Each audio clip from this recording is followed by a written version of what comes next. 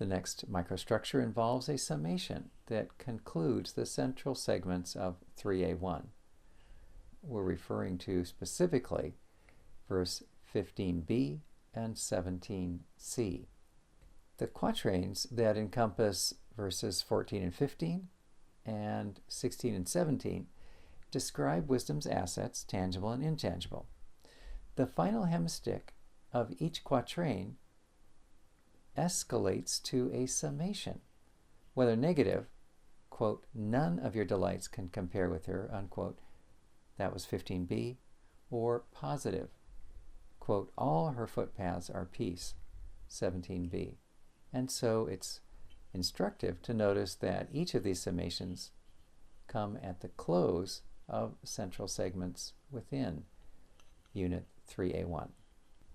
Next, there is a merism that operates in Unit 3A2, that is verses 19 to 20.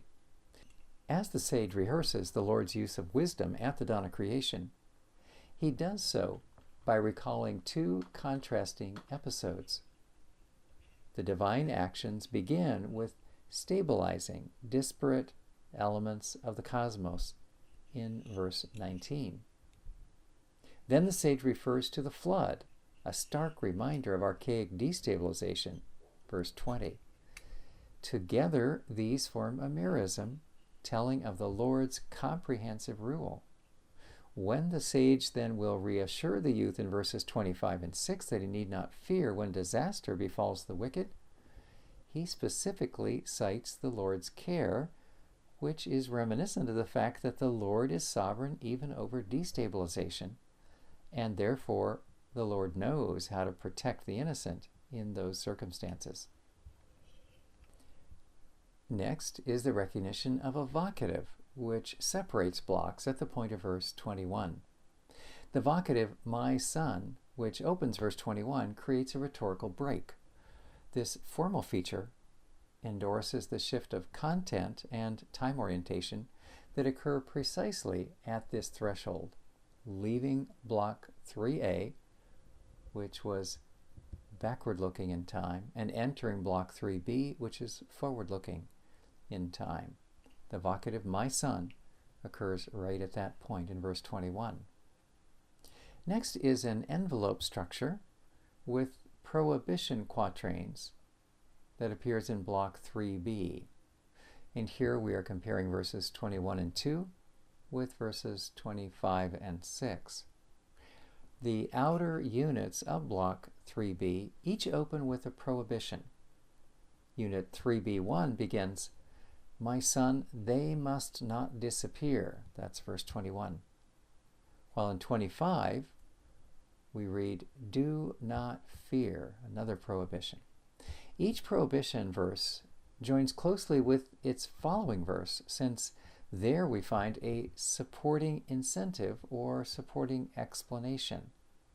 There result then two units, each of them a quatrain, that envelop block 3b. Between these outer units lies yet another quatrain, a core teaching about comprehensive divine care, sandwiched in at the point of verses 23 and 24. Next, let's consider merism at that point, the center of block 3b, verses 23 and 24. Benefits of wisdom involve two scenarios of security in verses 23 and 4. In the first, one experiences security as one ventures out, suggesting travel and commerce. In the second, security similarly envelops retiring periods of repose. Taken together, the going out and then retiring, these form a merism encompassing all of life. And next we turn to section 4 and consider a dynamic progression operating among imperative clusters that are found there. The 6 imperatives of block 4a cluster into 3 groups with a pair of imperatives in each group. The first pair prohibit non-neighborly conduct of a passive sort, dragging one's feet concerning discharging a debt in verses 27 and 8.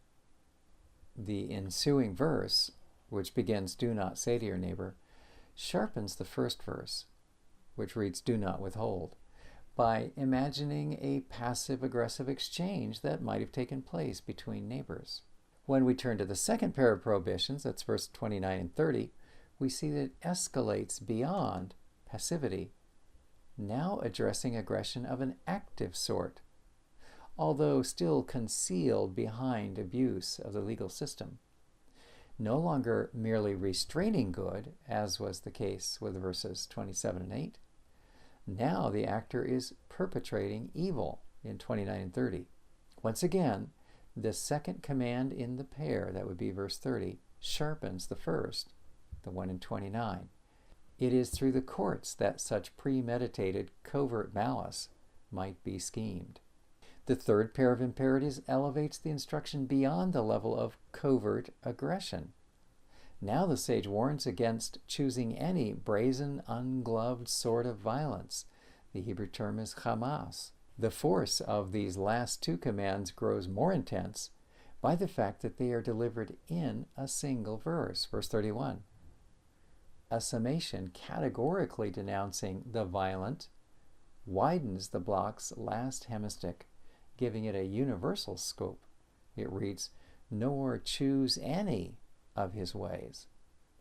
The comprehensive and forceful nature of this closing instruction suggests that in the sage's system of values, even those first non-neighborly activities of passive-aggressive and covert-aggressive actions, these misconducts are actually beginning to introduce a level of violence into the human community.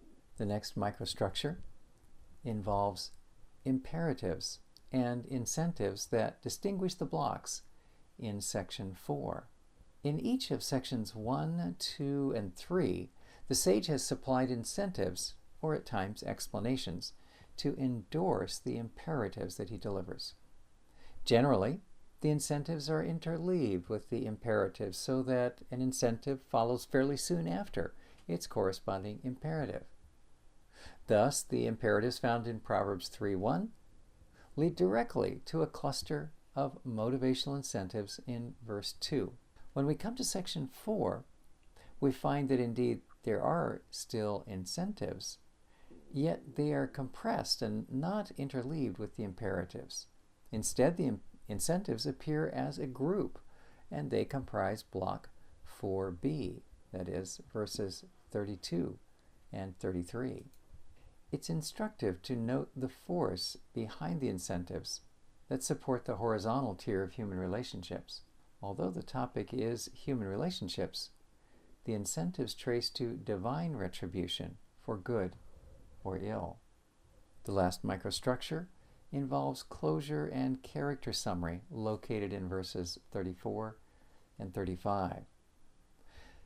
The sage fosters a sense of closure in the final quatrain through mention of obtaining favor, note that word, favor from the Lord, in chapter 3, verse 34. This fulfills the earlier exhortation, "Find favor in the esteem of God," back in verse 4.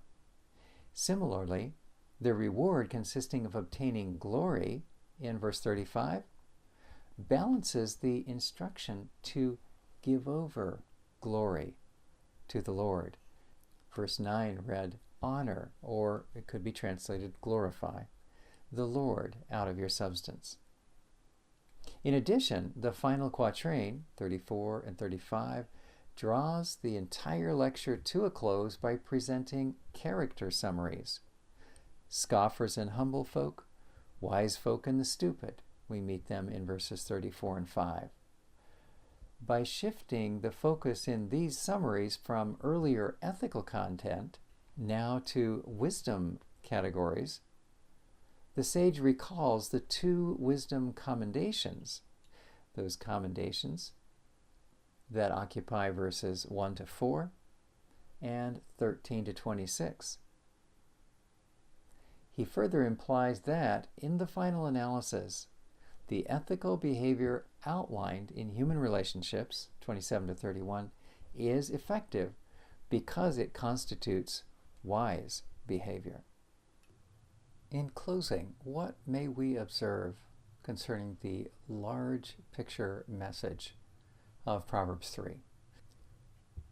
5 major principles emerge from the finely crafted lecture spanning Proverbs 3.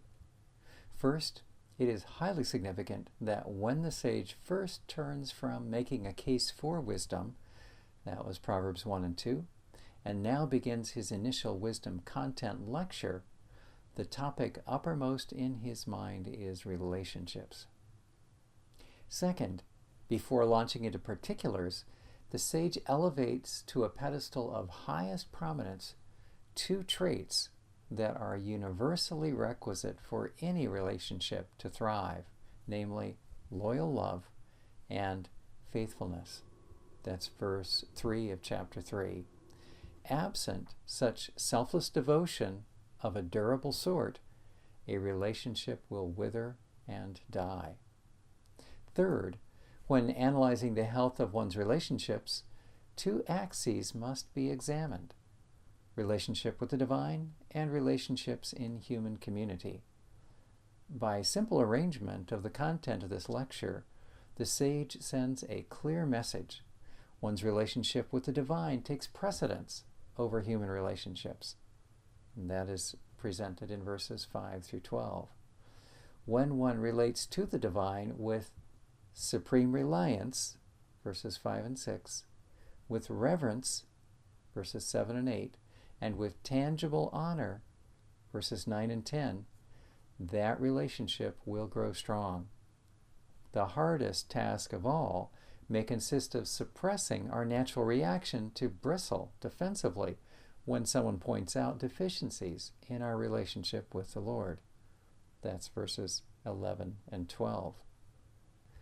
Fourth, when considering the worth of wisdom, one need only recall that it was wisdom that the Lord employed to establish the cosmos at the dawn of time. That same primeval era should foster confidence as well when we realize that even the destabilization during the deluge was managed under divinely wise sovereignty. Consequently, those who today walk wisely may depend confidently on the Lord's sovereign care in situations when the future may threaten with ominous clouds. Fifth, when experiencing a threat of destabilization, one must resist the temptation to behave selfishly towards one's neighbors, whether by passive conservation of resources, delaying payment owed, as suggested in 27 and 28, or by overt but surreptitious coercion, such as hijacking a legal system, verses 29 and 30. From any such violence against human community, the youth must desist, verse 31. Else, he will risk divine censure. After establishing in Proverbs 3 a bedrock of instruction concerning relationships, in the next lecture, the sage will appeal to wisdom's historic legacy. In this way, he will demonstrate his own commitment to healthy relationships and his practice wisely to listen to those who taught him.